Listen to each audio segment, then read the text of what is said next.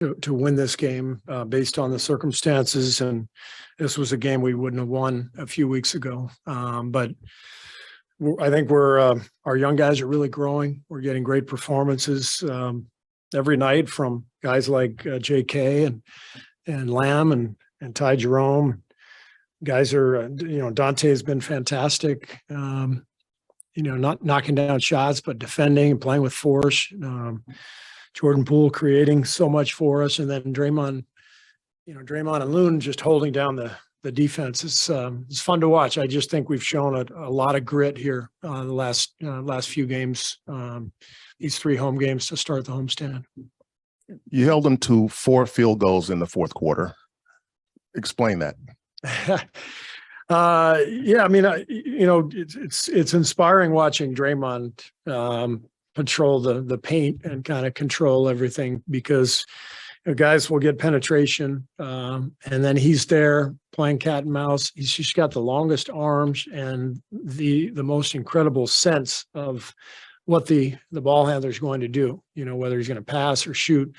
And he's so quick off the floor that, he sort of makes the offensive guy think twice. And then as he makes that decision, Draymond's already waiting for it because he's one step ahead. So I thought he just anchored things. And then we just had guys fighting, scrapping out there, all around the play and getting to loose balls and rebounds. And it was really fun to watch. And when JK got in foul trouble, you turned to Patrick both early in the second quarter and in the fourth quarter. What do you think of what he was able to do?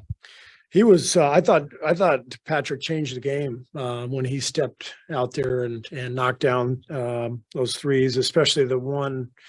I think he hit one late third or early fourth, just kind of popped out, pick and pop jumper. It felt like a game changer right there, and I think it was early fourth. He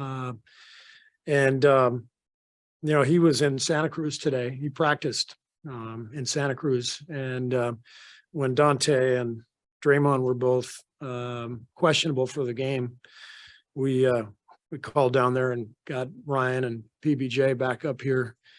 I think they arrived about an hour before the game, and so it's pretty impressive for them to be going back and forth, and then for Patrick to come in and play the way he did. It's exciting. He's got a lot of skill, and he's not afraid. Against a team with this much length, how much did his length actually, how much would that have factor in him actually getting minutes? Yeah, I think the biggest thing is the shooting, because he can, step out and knock down a shot. It changes the chessboard. It just opens up the court. And what do you make? 3 threes. He also rebounded well, plus 13 plus 13 in less than 13 minutes. I mean, pretty impressive line.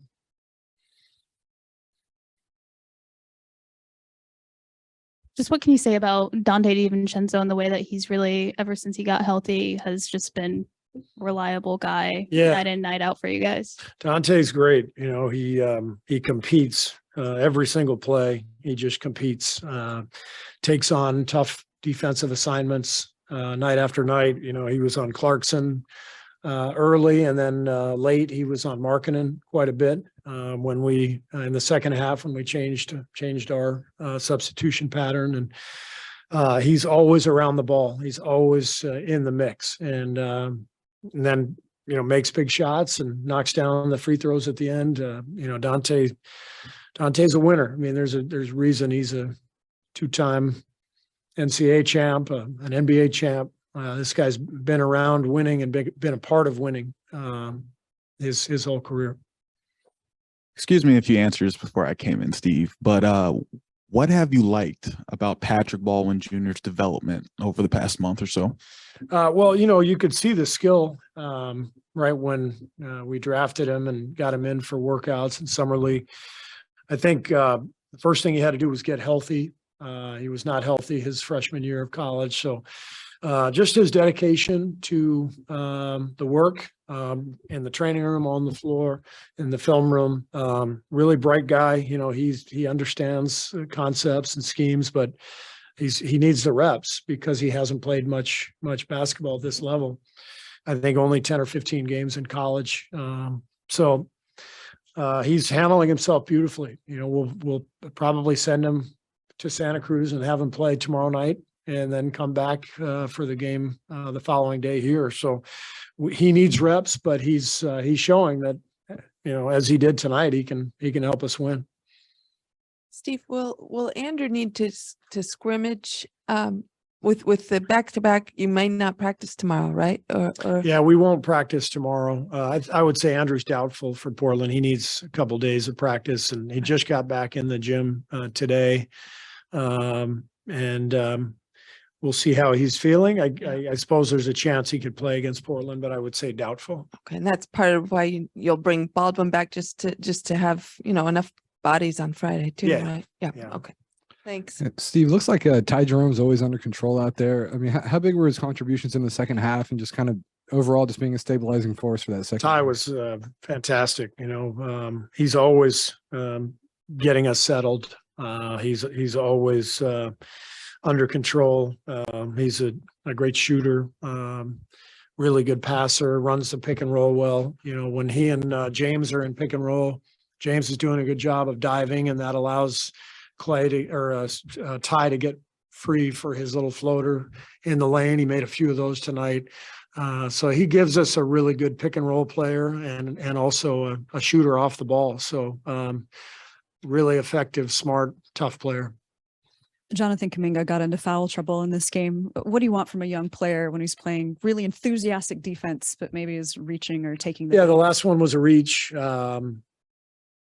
You know, or maybe it was the fifth one. No, I think it was the last one. He reached on someone. So it's all part of getting his reps and understanding, you know, when to take a chance, when not to. But I thought JK was fantastic out there. Just the energy that he brought to the game. He's a big part of our defensive effort, and the reason we were able to slow them down, you know, in the fourth quarter.